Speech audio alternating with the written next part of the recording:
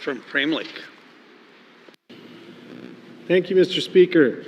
Mr. Speaker, have a look through past Hansard transcripts, and year after year, you'll find speeches by MLAs complaining that the capital budget has failed to adequately allocate resources to the Assembly's priorities. I argue that the underlying reason for this pattern is that our capital budget setting process is disconnected from priorities by design, and we need to change that process if we want to see a change in budgeting. Currently, departments are using a set of criteria for identifying capital projects, none of which include priority consideration first. In most cases, substantiations are provided which do link projects to a priority item in some way or other, but this appears to be done after the fact, not as part of an overarching strategic plan for actioning a given priority.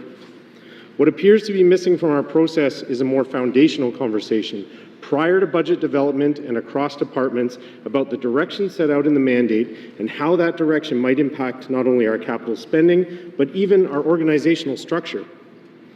The current process appears to operate under the assumption that everything we are currently doing holds intrinsic value and should continue regardless of our priorities. The problem we are facing, however, is we have limited resources. And when analyzed strategically as a component of priority implementation, everything can't possibly hold the same weight. Strategic analysis may determine a very specific and limited course of action is the best way to effectively implement a priority when compared to other options, meaning projects which aren't as comparatively effective shouldn't come forward or are discontinued. In absence of this process, we are taking a scattershot approach, and MLAs are being asked by an exasperated finance minister to make ad hoc decisions about what to cut on the floor of the House.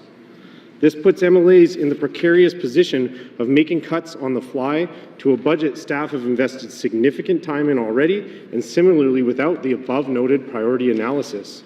This process has proven time and time again to not work, Mr. Speaker, and this territory is now deeply in debt because we keep building more and doing more and failing to change how we operate. These outcomes will not change until we change our processes. I will note specific examples of this problem throughout our review of the capital budget, and I'll have questions for the Minister of Finance. Thank you, Mr. Speaker.